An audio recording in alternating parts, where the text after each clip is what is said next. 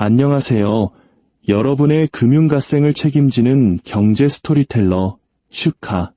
아니, 그냥 여러분의 금융 멘토입니다. 오늘날 우리는 코인, 주식, 부동산으로 부자가 되는 법을 이야기하죠. 그런데 만약 갑옷 입은 수도사들이 유럽 최초의 다국적 은행을 만들고 왕들에게 돈을 빌려주다가 한순간에 몰락했다면 믿으시겠어요? 이게 바로 오늘 이야기의 주인공, 템플 기사단입니다. 여러분의 구독과 좋아요는 단순한 클릭이 아닙니다. 그건 바로 시대를 초월하는 부의 지혜를 얻겠다는 여러분 자신과의 약속이죠. 하느님께서 주시는 재정적 축복의 길, 그 첫걸음이 바로 여기 있습니다. 자, 그럼 시간 여행을 떠나볼까요? 이야기는 지금으로부터 약 900년 전인 1119년 1차 십자군 원정이 끝난 직후에 예루살렘에서 시작됩니다. 당시 예루살렘은 기독교 세력의 손에 들어왔고 유럽 전역에서 신앙심 깊은 순례자들이 성지를 향해 몰려들기 시작했어요. 요즘으로 치면 방탄소년단 콘서트를 보러 전 세계 아미들이 한국으로 오는 것과 비슷하달까요? 하지만 이 여정은 목숨을 건 위험한 길이었습니다. 길에는 강도들이 들끓었고 금이나 귀중품을 들고 여행하는 건 나를 제발 털어가세요 하고 광고하는 꼴이었죠.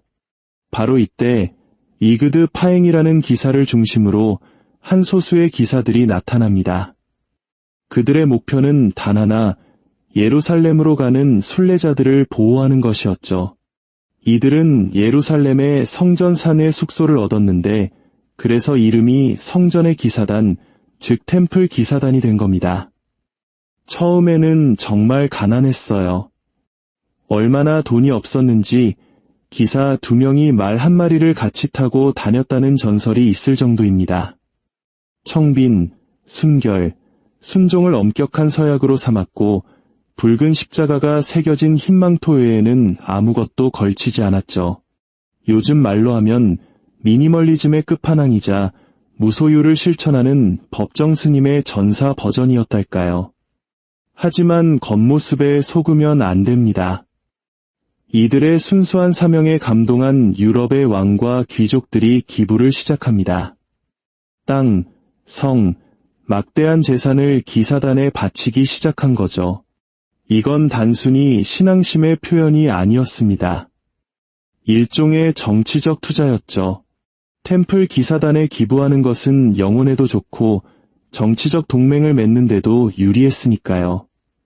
12세기 중반이 되자 이 수도사 집단은 프랑스, 영국, 스페인을 넘어 유럽 전역의 막대한 부동산을 소유하게 됩니다. 기도를 올리던 수도사들이 포도밭과 방앗간, 농장을 경영하는 전문 경영인이 된 겁니다. 재산은 눈덩이처럼 불어났죠. 여기서 역설이 발생합니다. 개인의 가난을 맹세한 사람들이 유럽에서 가장 큰 자산 포트폴리오를 관리하게 된 거예요. 기사단원 개개인은 아무것도 소유하지 않았지만 템플 기사단이라는 조직, 이 법인은 거대한 기업이 되어버린 겁니다. 법인카드는 맘껏 썼을지도 모르죠. 그들의 첫 번째 금융혁신은 바로 이 순례자 문제에서 탄생했습니다. 만약 당신이 파리의 상인인데 예루살렘으로 가야 한다고 상상해보세요. 5,000km가 넘는 위험한 길을 동전이 가득 든 상자를 들고 갈 수는 없잖아요. 그래서 템플 기사단은 놀랍도록 현대적인 시스템을 발명합니다. 바로 신용장 시스템입니다. 당신은 파리에 있는 템플 기사단 지부에 돈이나 귀중품을 맡깁니다. 그러면 암호화된 증서를 받죠. 예루살렘에 도착해서 그 증서를 현지 템플 기사단에 보여주면 그곳에서 맡긴 만큼의 돈을 내어주는 겁니다. 본질적으로 이건 중세시대의 여행자 수표였어요. 지금의 토스나 카카오페이의 원조라고 할 수 있죠. 이 시스템은 대성공을 거뒀습니다. 순례자들은 안전하게 여행할 수 있었고 강도들은 빈손으로 돌아갔으며 템플 기사단은 기독교 세계에서 가장 신뢰할 수 있는 부의 관리자라는 명성을 얻게 됩니다. 신뢰, 바로 이것이 모든 금융 제국의 기반이죠. 이 명성은 걷잡을 수 없이 커져 나갔습니다. 곧 왕과 귀족들은 템플 기사단을 단순한 전사가 아니라 자신들의 은행가로 이용하기 시작했습니다. 전쟁 자금이 급한 왕들에게 돈을 빌려주고 귀족들의 예금을 받았죠. 국경을 넘어 돈을 옮기는 속도와 안전성은 타의 추종을 불허했습니다. 게다가 이들은 오직 교황에게만 충성했기 때문에 각 나라의 세금이나 간섭에서 자유로웠습니다. 사실상 템플 기사단은 독립적이고 신뢰받으며 비밀스러운 국제 금융 네트워크를 창조한 것입니다. 13세기가 되자 이들의 지분은 포르투갈에서 성지까지 수백 개의 노드가 대륙을 잇는 거대한 금융망을 형성했습니다. 전성기의 템플 기사단은 성, 영지, 금고, 그리고 신용으로 이루어진 제국을 지배했습니다.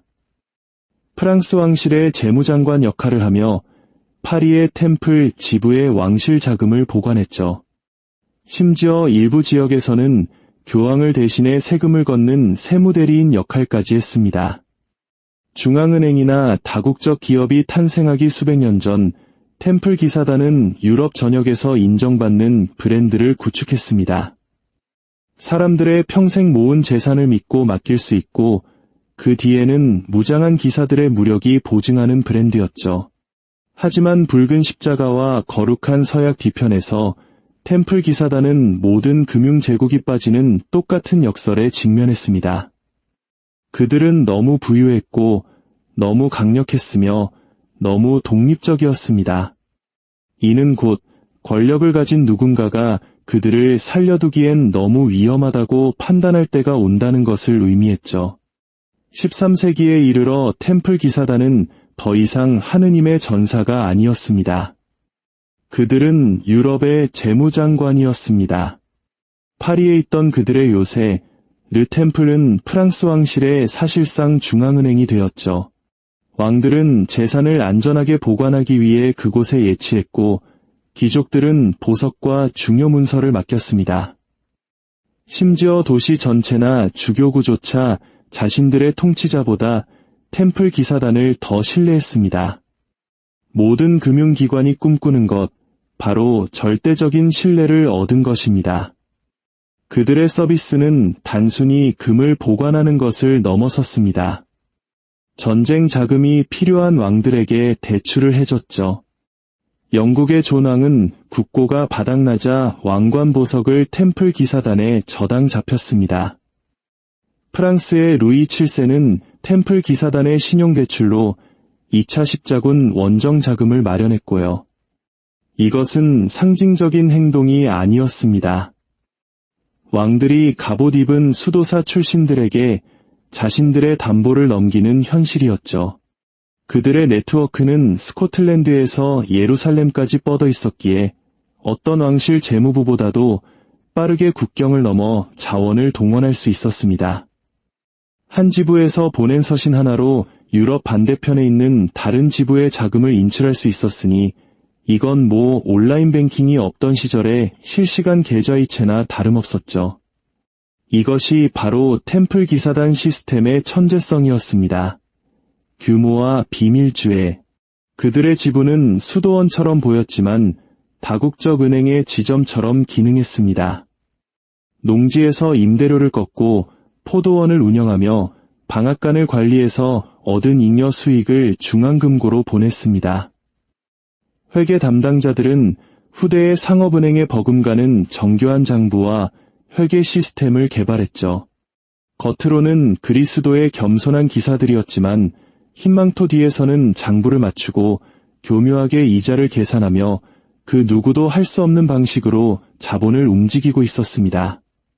그리고 오직 교황에게만 복종했기 때문에 그들은 일종의 법적 회색지대에 존재했습니다. 왕들은 그들에게 세금을 매길 수 없었고 주교들은 간섭할 수 없었으며 지방 영주들은 명령할 수 없었습니다. 템플 기사단은 국가 안의 또 다른 국가, 하지만 더 부유하고 기동성 있는 주권 독립체였습니다. 현대 용어로 말하자면 최초의 너무 커서 규제할 수 없는 기관이었죠. 이 독립성이 그들의 방패였지만 동시에 저주가 되었습니다.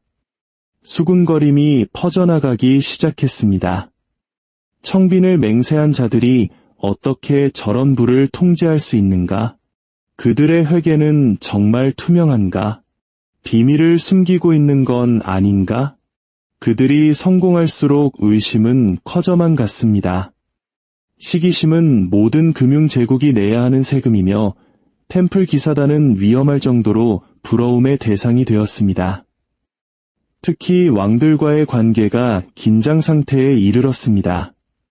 한편으로는 왕들이 그들에게 의존했지만 다른 한편으로는 그들을 증오했죠. 빚은 쌓여만 갔습니다. 14세기 초 그 누구보다 템플 기사단을 증오했던 왕은 바로 프랑스의 필리프 4세, 미남왕 필리프였습니다. 그는 영국, 플랑드르와의 전쟁으로 국고를 탕진한 상태였죠. 이미 은을 압수의 순도가 낮은 동전을 찍어내는 방식으로 화폐 가치를 떨어뜨렸는데 이 때문에 폭동까지 일어났습니다. 그럼에도 불구하고 템플 기사단에 대한 빚은 산더미처럼 불어났죠. 필리프에게 기사단은 단순한 채권자가 아니었습니다. 자신의 왕관 보석을 담보로 잡고 왕이라도 돈이 떨어질 수 있다는 사실을 상기시키는 굴욕적인 경쟁 세력이었습니다. 그래서 필리프는 음모를 꾸밉니다. 그는 템플 기사단의 부가 그들의 가장 큰 약점이라는 것을 깨달았죠. 만약 여론을 그들에게서 등 돌리게 할 수만 있다면 채권자를 파멸시킴으로써 빚을 없앨 수 있었습니다. 그가 준비한 혐의는 충격적이었습니다. 이단, 신성모독, 악마숭배, 음란한 입단식, 템플 기사단이 십자가에 침을 뱉고 바포메트라는 신비한 우상을 숭배하며 비밀스러운 난교 파티와 부패에 빠져 있다고 고발한 겁니다. 확실한 증거는 하나도 없었습니다. 하지만 증거는 정치보다 중요하지 않았죠. 중요한 것은 템플 기사단을 은행가가 아닌 하느님의 적으로 낙인 찍는 것이었습니다. 1307년 10월 13일 금요일, 필리프는 공격을 개시합니다. 프랑스 전역에서 그의 요원들이 수백 명의 템플 기사단원들을 기습적으로 체포했습니다. 재산은 몰수되었고 지도자들은 지하 감옥에 갇혔죠. 고문을 통해 자백이 강요되었습니다. 나중에 번복되긴 했지만 이미 엎질러진 물이었습니다. 필리프의 압박을 받은 교황 클레멘스 5세는 1312년에 기사단을 해체시킵니다. 한때 막강했던 템플 기사단은 그렇게 끝났습니다. 하지만 바로 여기에 역사상 가장 큰 미스터리가 남아 있습니다. 바로 그들의 보물이죠.